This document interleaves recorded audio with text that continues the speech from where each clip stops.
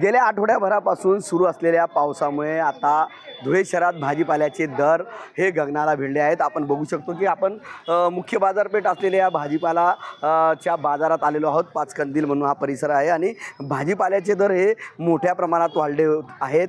गेल्या आठवड्यामध्ये जे भाजीपाल्याचे दर 20 ते 30 रुपये किलो होते ते भाजीपाल्याचे दर हे सुमारे 40 रुपये किलो झालेले आहेत। गेल्या आठवड्याभरापासून संपूर्ण महाराष्ट्रामध्ये मोठ्या प्रमाणात पाऊस सुरू आहे आणि संपूर्ण महाराष्ट्रातून धुळे बाजार समितीत आणि धुळे बाजारामध्ये मोठ्या प्रमाणात भाजीपाला येत असतो आणि हा भाजीपाला आता या भाजीपाल्याची आवक कमी झालेली आहे आणि या भाजीपाल्याची आवक कमी झाल्यामुळे या ठिकाणी आता भाजीपाल्याचे दर हे 40च्या पुढे गेलेले आहे। जो टमाटा हा 20 रुपये किलो होता हा 20 रुपयाच्या जागी आता 40 रुपये किलो झालेला आहे। तर मिरच्यांच्या दरात असतील, कोबीच्या दरात असेल, त्याचबरोबर गड्डा कोबी असेल, भेंडी असेल यांच्या दरामध्ये मोठ्या प्रमाणात वाढ झालेली आहे आणि त्यामुळे पुन्हा एकदा आता ह्या पावसाचा फटका सर्वसामान्यांना या ठिकाणी बसलेला आहे।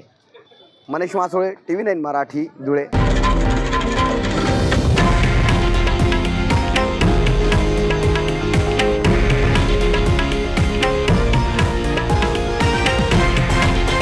हे आहे देशातील नंबर 1 न्यूज नेटवर्क आणि आपण पाहत आहात TV9 मराठी, एकमेव।